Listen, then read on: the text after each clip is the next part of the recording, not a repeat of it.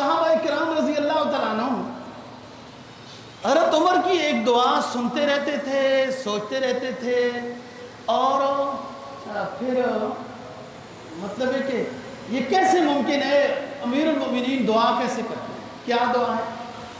فرمایا اللہم ارزقنا شہادتاً فی سبیلک وَأَمُتْنَا فِي بَلَدِ نَبِيِّكَ وَاقْبُرْنَا فِي قَبْرِ نَبِيِّكَ۔ اے اللہ عمر کو شہادت کی موت عطا کر، اور وہ شہادت کی موت بھی مدینہ طیبہ کی فضاؤں میں آئے۔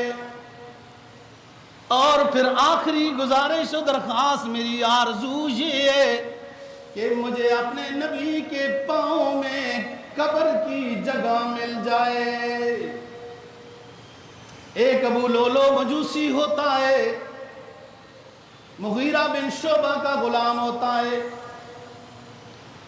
24 یا 27 ذی الحجہ کو 23 ہجری 27 ذی الحجہ کو محراب میں آ کر زہرآلود خنجر لے کر بیٹھ جاتا ہے۔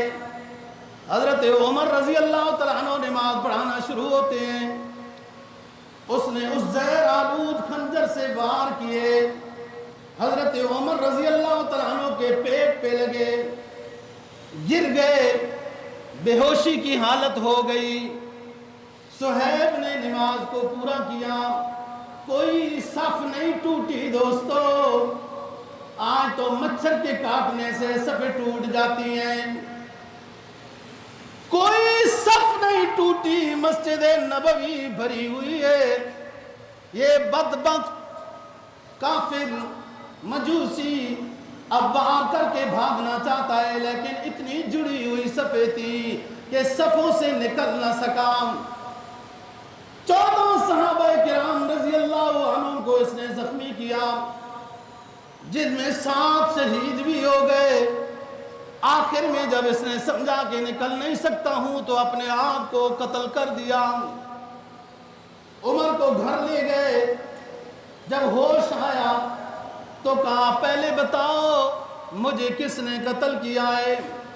لوگوں نے بتایا فلاں کافر نے، تو اللہ اکبر کا نعرہ بلند کیا جو دور تک سنائی دیا کہ شکر الحمدللہ، اللہ نے شہادت بھی دی اور ایک کافر کے ہاتھ سے دی ہے۔ مسجد نبوی ہے، اب تو شیشے لگ گئے ہیں، اس محراب کی جگہ پہ شیشے لگ گئے ہیں، وہاں کلیجی رنگ کا پتھر لگا ہوا ہے۔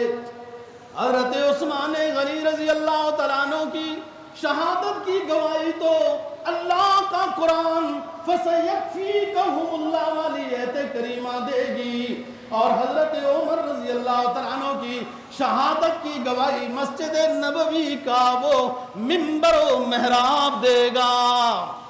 پھر جب حالت درست ہوئی، صبح کی نماز ادا کی، زخموں سے تام نہ لاتے ہوئے یکم محرم الحرام 24 ہجری کو دنیا چھوڑ کر چلے گئے۔